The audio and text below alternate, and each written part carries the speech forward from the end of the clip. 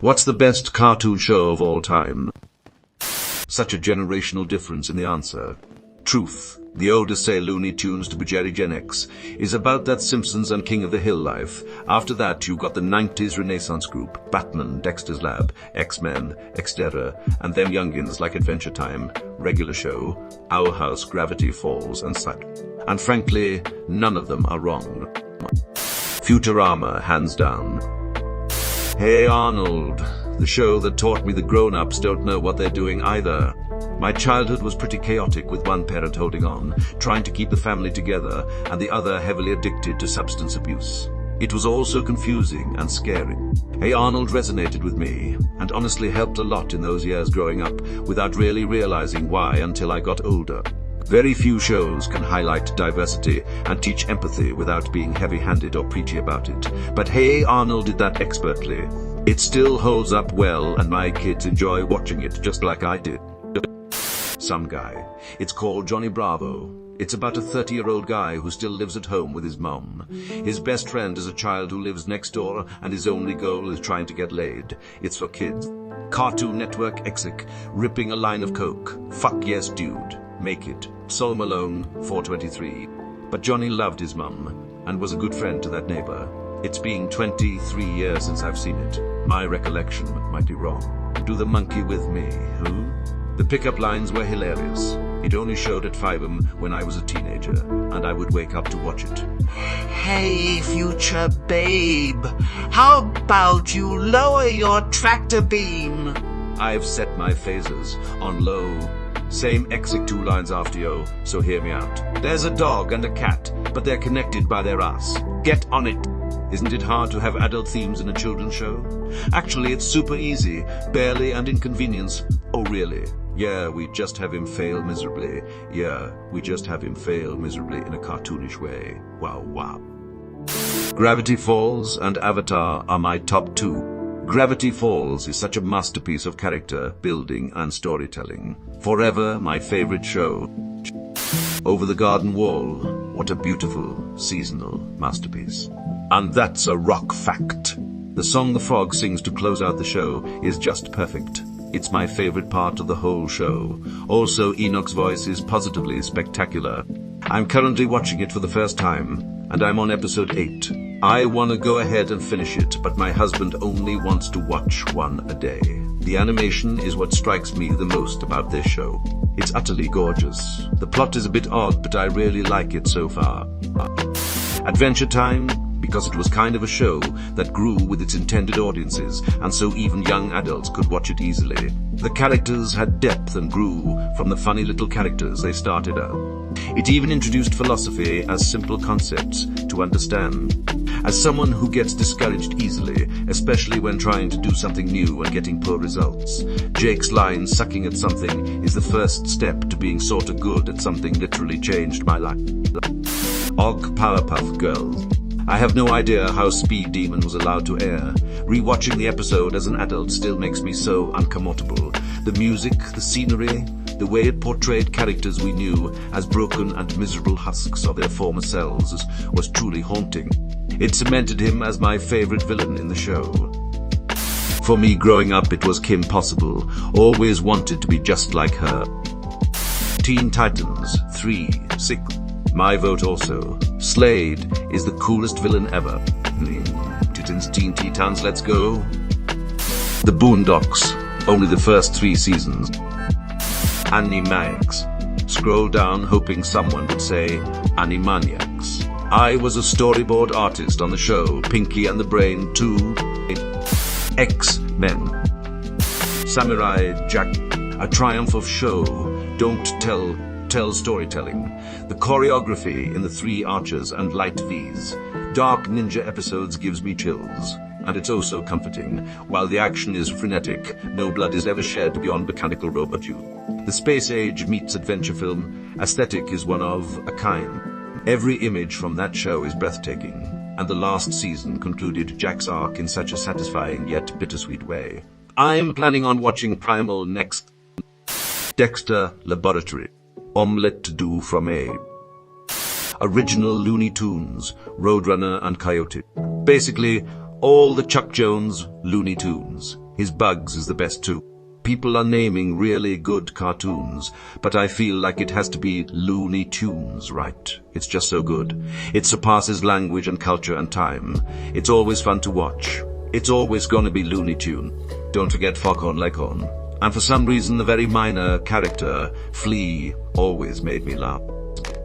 Old school, Scooby-Doo, edit. Thanks for all the awards, kind Redditors.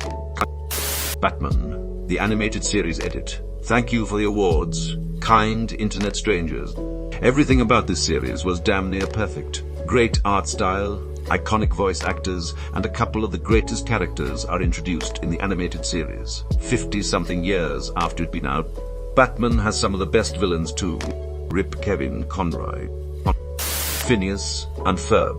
Well, I'll be honest, I don't really understand. But I fell down this hill, now I got glue on my hands and I got records on my fingers. Records on my fingers. I got records on my fingers. I got records on my fingers, and I just can't stop. Don't stop. I can't stop. I got a platypus controlling me. Wow. I got a platypus controlling me. Cowboy Bebop. King of the Hill is pretty dang close to perfect. Peggy, what do you know about sexual relations? Bobby, I don't know. Nothing much. I guess I'm a little worried about being a slut. An F in English. Bobby, you speak English? The Simpsons. The cultural impact Simpsons had is pretty significant to this day. Most people probably don't realize how much comes directly from that show. A lot of the other shows mentioned probably would never have existed if it wasn't for The Simpsons. How this is not the top answer is wild to me. There's literally no competition. Looney Tunes.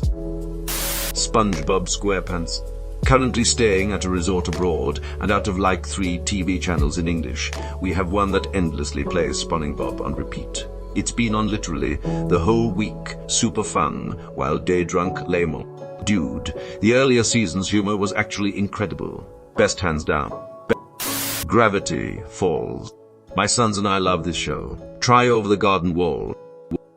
Tom A. Jerry. At one point I had all the episodes memorized. I'm kinda sad that its popularity is fading. The noise Tom makes is funny enough to take a person out of a depressive funk. I scrolled one post, and here it is. The episode where Cowboy Tom walks up to the cowgirl sex kitten and makes the cigarette, squeezes Jerry to lick it closed, then throws it in the air, shoots it, catches it in bottom lip, drags it to the end, and finally puffs out howdy, is the greatest pick-out ever. I also love Ayaha-hoo-hoo-hoo-hoo. In the 90s, there were regulations for children's cartoons. Tom and Jerry fell by the wayside under the regulations. When you show kids these days old Tom and Jerry cartoons, they are fascinated and horrified by the cartoon violence. Modern cartoons for kids are just reworked video games. There's no lawn rakes or falling off a cliff. It's a weird disconnect between the cartoons I grew up with. The Amazing World of Gumball. Adventure Time. The amount of callbacks, lore, and things that seemed insignificant becoming significant in the later seasons is crazy for a kid's show, which is why it is definitely my favorite. Archer. Bob's Burgers. Louise is my soulmate. Venture Brothers. Daria. Narrator. We interrupt this program to bring you Courage the Cowardly Dog Show, starring Courage, the cowardly dog, abandoned as a pup. He was found by Muriel, who lives in the middle of nowhere, with her husband, Eustace Gah, narrator. But creepy stuff happens in nowhere. It's up to Courage to save his new home. Eustace, stupid dog, you made me look bad. Ooga booga, booga, booga, booga. Courage.